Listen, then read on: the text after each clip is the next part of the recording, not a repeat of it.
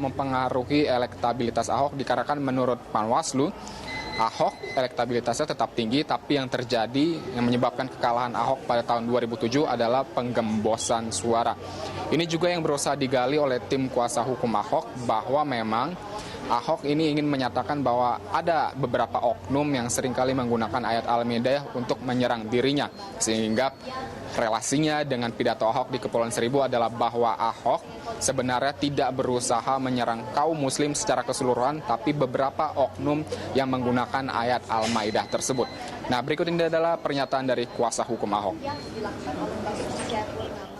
Prof. Edi nanti akan menunjukkan apakah keterangan-keterangan ahli yang telah dikemukakan selama ini itu benar atau tidak. Nanti akan bisa dinilai oleh masyarakat luas, ya. Kalau kita kan sudah jelas tahu, tapi masyarakat sudah tahu apakah benar perbuatan seperti itu memenuhi unsur tindak pidana penodaan agama. Padahal kan sebenarnya nggak bisa konteks kata-kata seseorang hanya diambil sepotong 12 detik dari 1 jam 48 menit lebih. Itu intinya itu. Lebih pada unsur kesengajaannya atau seperti apa, Pak? Unsur kesengajaannya dan unsur-unsur lainnya juga. Orang ahli lain kan mengatakan semuanya terpenuhi. Padahal seorang ahli kok boleh mengatakan seperti itu. Popi. Ika, lalu apa tanggapan dari jaksa penuntut umum terkait dengan saksi-saksi yang meringankan Ahok ini?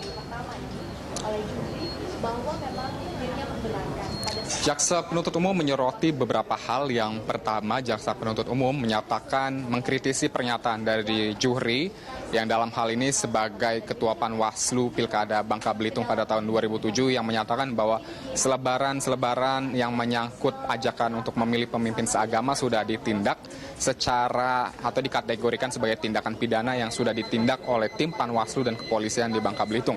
Namun di BAP, menurut jaksa penuntut umum, kesaksian Juhri ini berbeda dikarenakan Juhri tidak menyatakan bahwa tindakan selebaran-selebaran tersebut tidak dinyatakan sebagai hukuman atau kategori pidana pada saat ia memberikan BAP di pihak kepolisian. Ini yang dipermasalahkan oleh jaksa penuntut umum terkait dengan perbedaan pernyataan Juhri di pengadilan dan juga di BAP.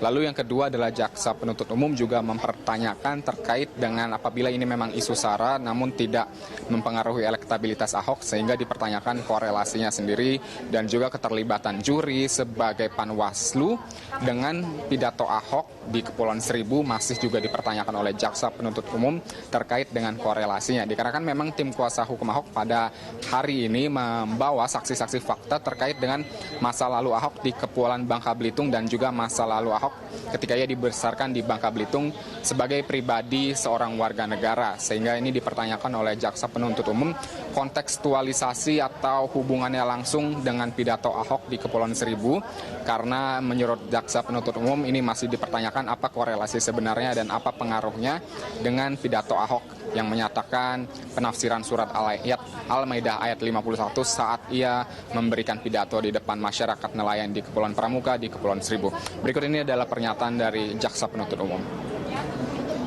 Bukan saya menolak, undang-undang yang menolak. Karena saya tidak tahu kalau yang bersangkutan itu yang pernah hadir di ruang sidang itu namanya itu gitu loh. Baru setelah duduk dipanggil hakim baru kita tahu loh kalau ini kan berarti pernah duduk di sidang. Nah, kalau seperti itu kan tidak boleh. Ya, yang tidak memperbolehkan bukan saya nolak.